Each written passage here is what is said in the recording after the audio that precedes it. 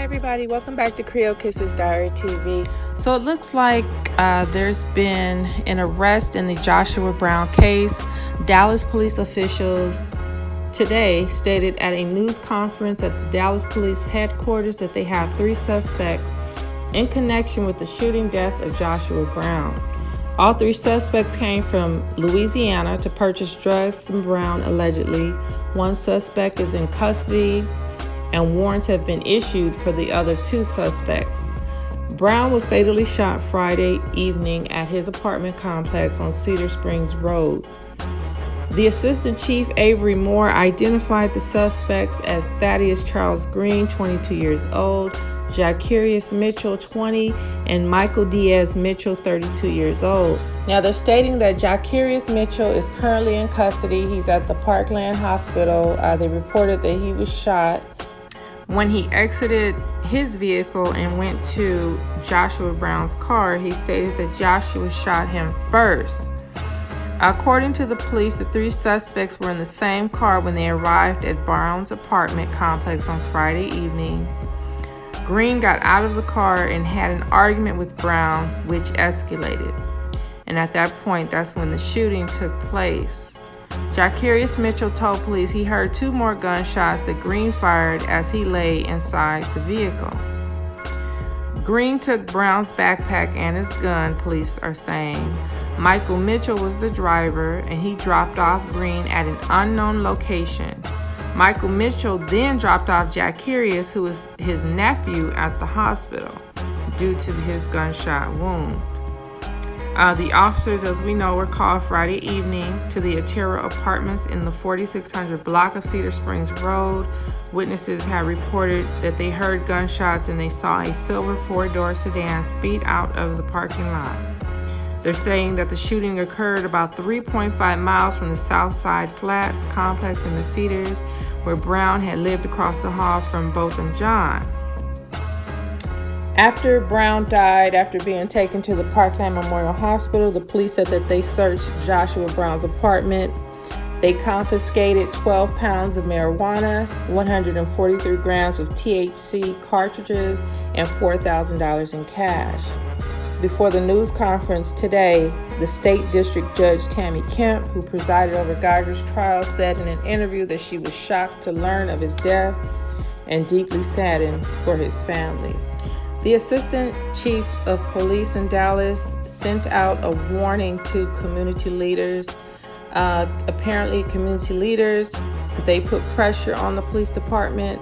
They wanted an independent investigation into Joshua Brown's case.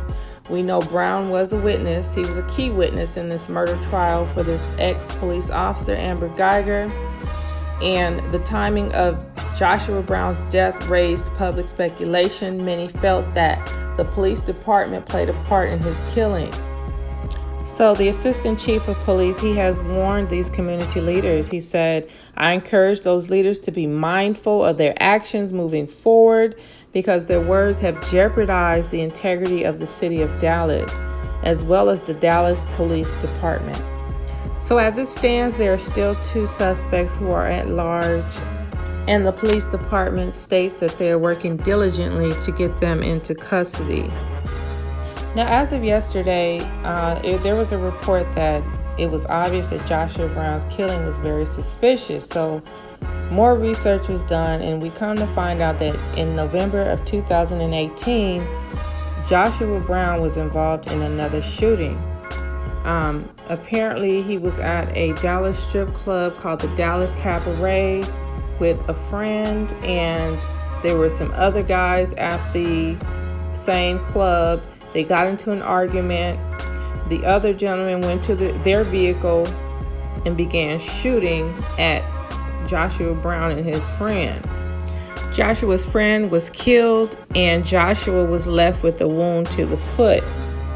As of yesterday, Joshua Brown's family, they believe that Joshua was a target in the shooting by someone from his childhood. The suspect is still at large. They did arrest another guy that was with suspect number 2. Joshua was concerned that this person would come back and try and finish the job. So he moved out of the Southside Flats into the new place on Cedar Springs Road, trying to keep a low profile intentionally. He was even reluctant to testify in the Geiger trial in fear for his life. So we have lots of speculations going on here. One instance, we have the police coming up with this story about 3 guys that were trying to kill him at his new location. And what I want to know is, how did they get this information? How did they find these suspects so quickly after a couple of days?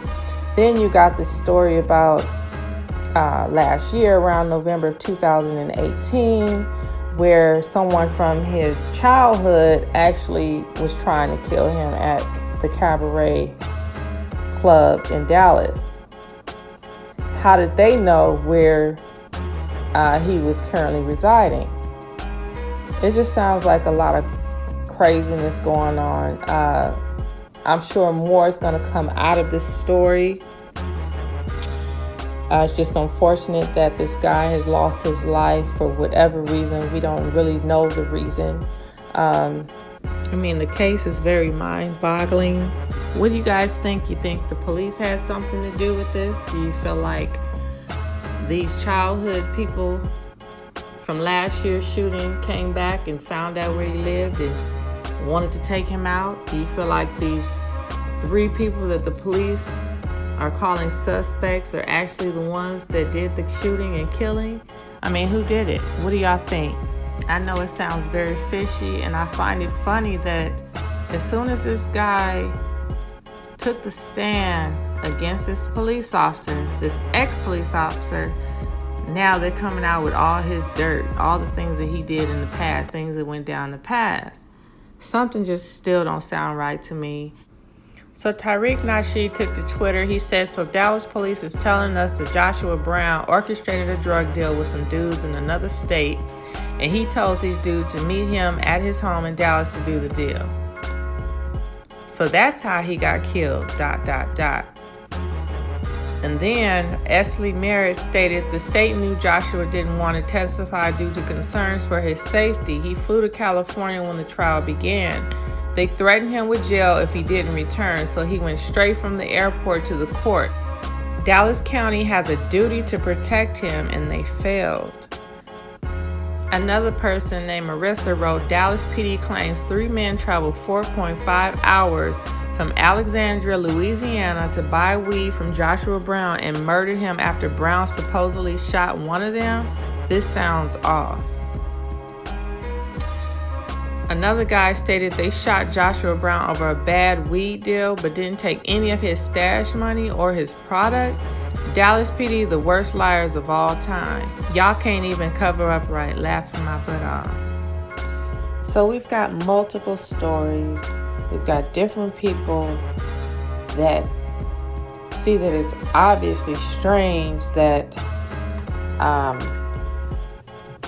these police officers have pulled 3 suspects out of Louisiana and claim that they're the ones that are part of this crime. Something ain't right, y'all. I'm telling you. I feel it deep down in my gut. Something ain't right. Y'all leave your thoughts and comments on this crazy situation. I'll talk to y'all later.